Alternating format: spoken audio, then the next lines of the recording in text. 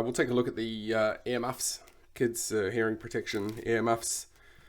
The design is quite simple, I guess. I mean, that is this type of hinge is what you really see in all the sort of Formula One headsets and general hearing protection stuff. One point that is needs to be said is I think the clamping force is going to be too high. It is really heavy, and you know, okay, it's for kids, so you're not going to be pulling it out too wide. But it's the kind of thing, you know, you put it on for, a minute, have a quick check and say, oh, that's okay. But, you know, if you're wearing it for 15 minutes or 30 minutes, it's just going to get painful. I think the pressure's going to come on too high. Fancy looking thing with the plating. Let's see what she does anyway. The setup is essentially the same as for ANC. Headset, we'll measure with no headset, earmuffs, no earmuffs, then put the earmuffs on and we'll get a comparison.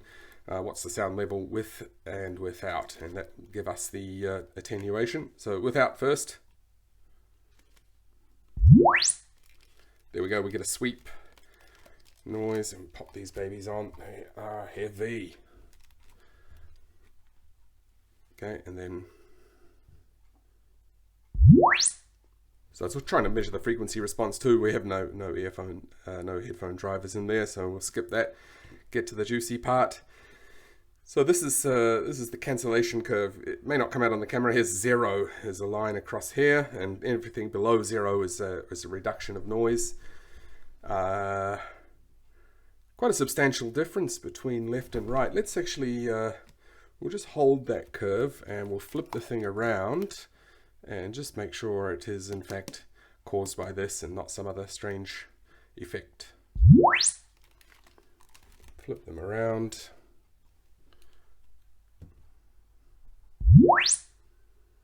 Okay, so the blue and yellow curves have swapped position essentially, so looks like it is the headset. Let me just shuffle the speakers around and make sure that it's not some strange artifact of that reflection or whatever it may be, although I don't think so. I suspect this is an accurate measurement. I should just mention at the very low frequencies, it's always going to be a mess. These speakers don't put out anything under kind of 40 or 50 hertz. Okay, I could get some bigger speakers, but we can see the trend. It's just going to trend to 0 essentially at the low frequency. So we'll run it again. And put that on. Really is heavy. Okay, here we go.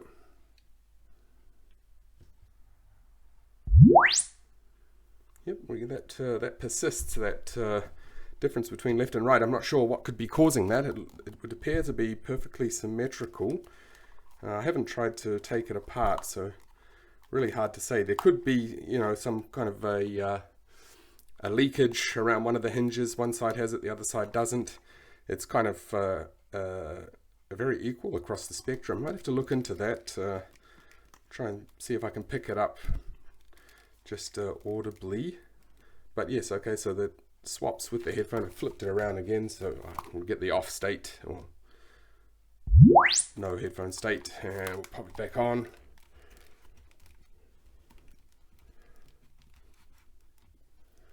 Get it nicely seated. Give everything a wiggle. Yep, it's pretty consistent. So the figures down the bottom are would require some explanation, but essentially it's a total cancellation. It's actually dB of cancellation of noise, isolation times hertz. So it's a sum of all this area under 0. So one side you've got sort of 42, 43, whatever. The other side 66. So you've got close on 20 dB of total sum difference. At any given point, it looks to be in the range of kind of 10 dB-ish. Maxing out in the mid-range here at, I've got 30 on one side, 37 on the other. What I'll do is I'll just switch to a stepping tones measurement, which it can be a little bit more accurate. It's a lot slower, but you can get a better accuracy with it. So we'll see what that looks like.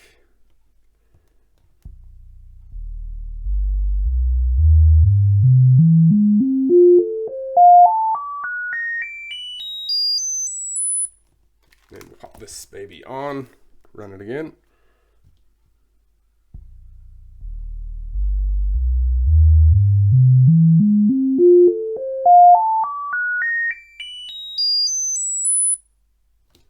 And just rescale that. Yeah, we'll get the same numbers essentially.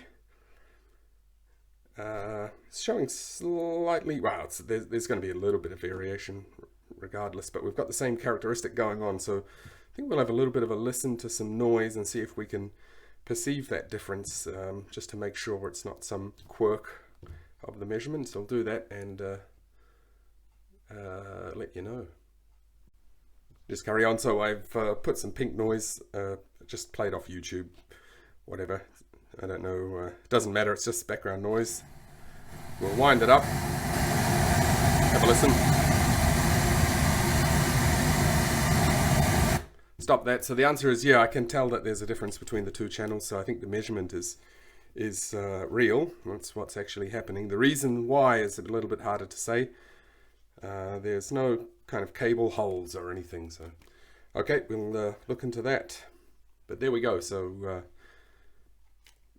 maybe actually quickly, just for comparison's sake, let's take a look at, I'll plug the speakers back into here. There's a plug there somewhere. I'll for comparison's sake, we'll take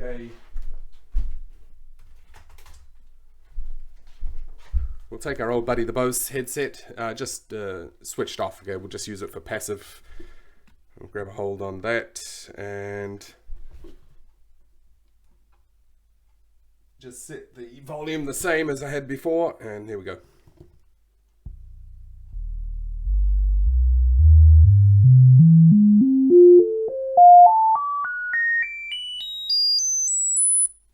Okay, pop that on. So it's not active. It's just the passive headset sitting on the head. Let's see what we get.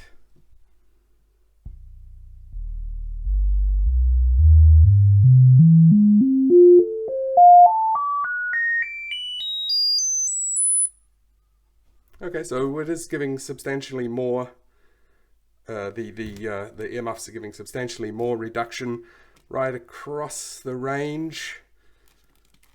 So it's doing its job. We just need to figure out why we have this imbalance between the left and the right, and also consider to try and reduce that clamping force, get it as low as possible, so you're not encouraging people to take it off because it hurts. All right, thank you.